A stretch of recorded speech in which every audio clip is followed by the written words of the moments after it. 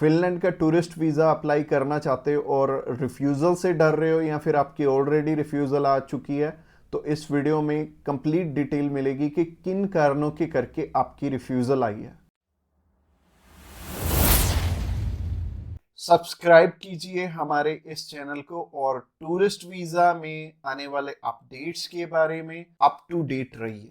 तो जहां तक बात की जाए आज के टाइम में रिफ्यूज़ल्स की, रिफ्यूज़ल रेट बहुत ज़्यादा पीक पे हैं और जैसे कि मैंने बताया 4 बारी अप्लाई करके 5 बारी अप्लाई करके भी लोग बैठे हैं जिनको कि समझ में नहीं आ रहा कि उनका रिफ्यूज़ क्यों हुआ है।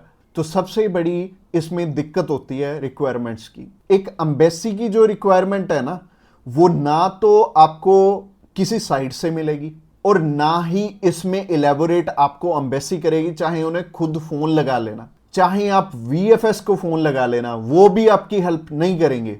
और तीसरी चीज आती है यहाँ पे कंसल्टेंट्स। बहुत सारे कंसल्टेंट्स हैं, बहुत कुछ जानते होते हैं, वो आपको इसलिए नहीं बताते क्योंकि उस काम को करने में हो सकता है 2 मंथ या 3 मंथ या फिर 6 मंथ का टाइम जाए। तो मेनली बात यही है कि जब भी हमने टूरिस्ट वीज़ा अप्लाई करना है, हम ध्यान से देख लें कि हमारी रिक्वायरमेंट पूरी हो रही है और किसी अच्छे कंसल्टेंट के थ्रू ही अप्लाई करना। मैं तो एक चीज़ बोलता हूं कि बड़े नाम के पीछे तो कभी मत जाना। देखो अभी कोई बड़ा नाम है तो उन्हें कोई फर्क नहीं पड़ता कि आपका वीज़ा आए चाहे आपका रिफ्यूज़ हो। बट हाँ, जैसे हमारे जैसी कंपनीज हैं जो कि अप्लाई करने का भी खर्चा बहुत कम लेते हैं और इसके बाद भी आपको पूरी पूरी सपोर्ट करते हैं हर एक फील्ड में, हर एक चीज में आपकी डॉक्यूमेंटेशन बहुत अच्छे से बनाते हैं। क्योंकि जितने नॉमिनल कॉस्टिंग हम लेके चल रहे हैं ना, अगर आपका वीजा आएगा तभी हमारा बेनिफिट है। अगर आपका वीजा आएगा, आप 10 रेफरेंस हमें दोगे तभी हमारा बेनिफिट है, अदरवाइज हमारा कोई बेनिफिट नहीं है। जो पर्सन आपसे ऑलरेडी 25,000 50,000 रुपए एडवांस में ले रहा है, उन्हें आपकी प्रोफाइल से कोई मतलब नहीं है। अच्छा, दूसरी तरह के कंसल्टेंट ये हैं कि जो हायर साइड पे 20-25 हजार रुपए आपसे पहले भी लेते हैं और 10 लाख रुपए बाद में भी लेंगे। उन्हें भी आपकी प्रोफाइल से बहुत हद तक कोई मतलब नहीं है क्योंकि उन्होंने आपसे एडवांस ले लिया है और उन्हें यह फर्क नहीं पड़ता कि आपका वीजा आए या ना आए। वो अगर 10 केस अप्लाई करेंगे तो उसमें से एक वीजा तो वैसे ही आ जाता है, तो उनके 10 लाख रुपए तो वैसे ही बन गए। तो उन्होंने आपकी टेंशन क्यों लेनी है? तो सिंपल सी बात है, मैंने आपको अपना मोटिव बता दिया है कि हम रिक्वायरमेंट आपकी अच्छे से क्यों फुलफिल करवाते हैं जब भी आपने टूरिस्ट वीजा अप्लाई करना होता है।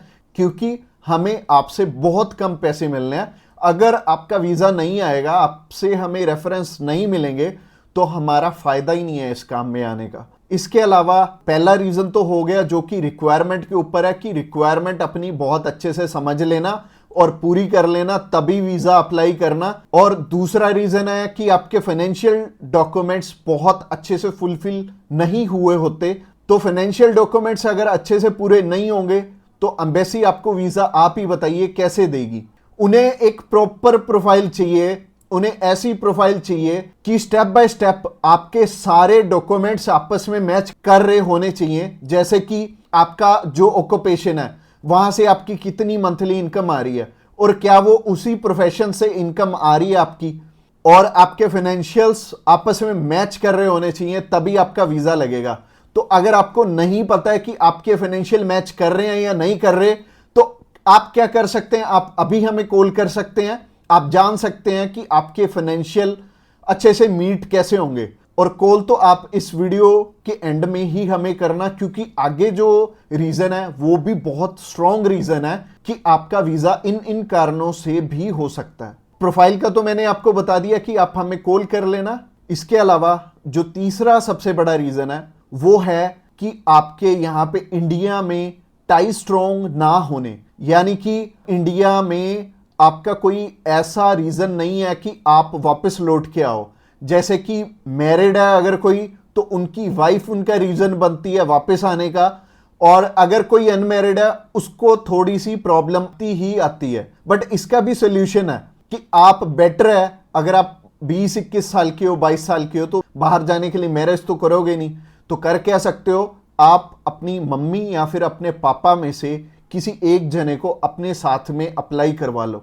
इससे क्या होगा कि अगर मम्मी आपके साथ जा रही हैं, आपका नहीं है वापस आने का स्ट्रॉन्ग रीजन, बट उनका बन गया, तो उनके चक्कर में आपका भी वीजा आ जाने वाला है। तो आप कर कह सकते हो या फिर मम्मी या फिर पापा को अपने साथ में अप्लाई करवा लो, तो ज्यादा अच्छा रहेगा, आपका भी टाई स्ट्रॉन्ग हो जाएगा। तो तीसरा रीजन हो गया। रीजन नंबर 4 की तरफ बढ़ते हैं। और जो चौथा रीजन है वो ये रीजन है कि आप यहां पे घूमने के लिए जा रहे हो, आपका पर्पस मैटर करता है। जब आप कवरिंग लेटर बना रहे हो तो कवरिंग लेटर ये तो आपके हाथ में नहीं है, ये तो आपके कंसल्टेंट के हाथ में है कि आपका पर्पस बहुत ज्यादा स्ट्रांग होना चाहिए, तभी आपको एक कंट्री वीजा देगी। और वीजा उन्हीं को मिलेगा, लाखों लोग अप्लाई करते हैं जिनका की एक पर्पस होगा, जिनका एक कारण होगा बाहर जाने का। वीजा सिर्फ उन्हें ही मिलने वाला है जिनका एक रीजन बहुत ज्यादा स्ट्रांग होगा। तो रीजन बहुत ज्यादा आपका स्ट्रांग बनाएंगे अगर आप हमारे थ्रू अप्लाई करेंगे। तो ये चौथा कारण था आपका वीजा रिफ्यूज होने का। और ये 4 कारण ही हैं जो सबसे बड़े रिफ्यूजल के आपके चांसेस बनते हैं। जिन कारणों के पीछे ये चारों चीजें अपनी ठीक कर लो, और जैसे मैंने पर्पस में बताया, पर्पस आपका बहुत ज्यादा स्ट्रांग हो जाएगा अगर आप हमारे थ्रू अप्लाई करेंगे। तो अगर आप हमारे थ्रू अप्लाई करना चाहते हैं, आप जानकारी लेना चाहते हैं कि आपके रिक्वायरमेंट पूरी है, क्या आपके फैमिली टाइज स्ट्रांग है, तो आप अभी हमें कॉल करके पता कर सकते हैं कि क्या आपकी रिक्वायरमेंट अच्छे से पूरी है, क्या आपके फाइनेंशियल डॉक्यूमेंट जो कि सबसे ज्यादा इंपॉर्टेंट है आपस में मैच कर रहे हैं। इसके अलावा जो तीसरा कारण था वो था आपके फैमिली टाइज कितने स्ट्रांग है। इसके अलावा चौथा कारण है कि आपका पर्पस हम कितना स्ट्रांगली लगाएंगे। इसके ऊपर आपका वीजा डिपेंड करेगा। और वीजा चाहे आप फर्स्ट टाइम अप्लाई कर रहे हो, चाहे ऑलरेडी आपके 1 रिफ्यूजल है, 2 है, 3 है, 4 है, जितनी मर्जी आपकी रिफ्यूजल्स हैं, मैटर नहीं करती। हमारे पास बहुत सारे लोग आते हैं। एक पर्सन का हमने अप्लाई करके दिया था और उनका टोटल 12 बार रिफ्यूज था, 13th टाइम उनका वीजा आया था। और मोस्टली लोग 1 बारी, 2 बारी, 3 बारी, तो बहुत सारे लोग रिफ्यूज होते हैं। कई लोग तो 4-4, 5-5, 6-6 बार रिफ्यूज होते हैं। इवन उन्हें ये नहीं पता लगता कि हम करें तो करें क्या।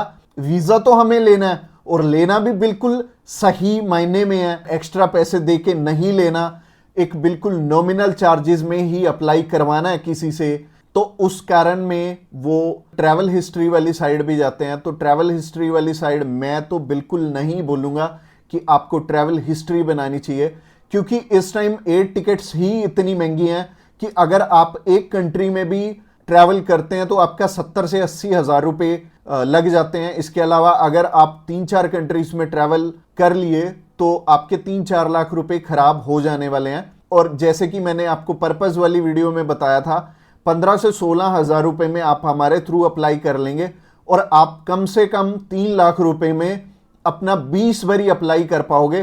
तो ट्रैवल हिस्ट्री पे बिल्कुल भी पैसे मत लगाना। इसके अलावा अगर आप हमें अभी कॉल करना चाहते हो, कॉल कर सकते हो नीचे दिए गए नंबर पे। और इसके अलावा आप हमें व्हाट्सएप पे भी मैसेज कर सकते हो। व्हाट्सएप पे मैसेज करने के लिए डिस्क्रिप्शन बॉक्स में लिंक है, उस लिंक पे क्लिक करते ही आप हमें मैसेज सेंड कर पाएंगे और हम भी आपकी inquiry as soon as possible हम लेने वाले हैं।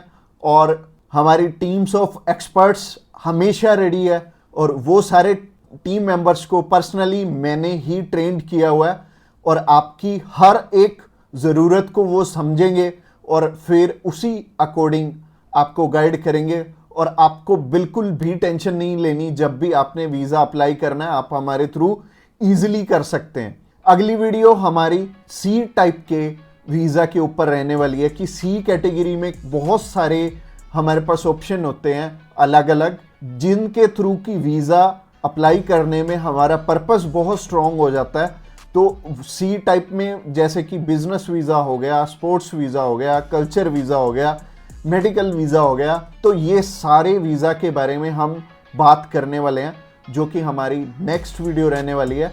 तो आपने क्या करना है, हमारी नेक्स्ट वीडियो को भी जरूर ध्यान से देखना। Thanks a lot for watching this video till the end, और मिलते हैं किसी बढ़िया सी वीडियो में नेक्स्ट टाइम।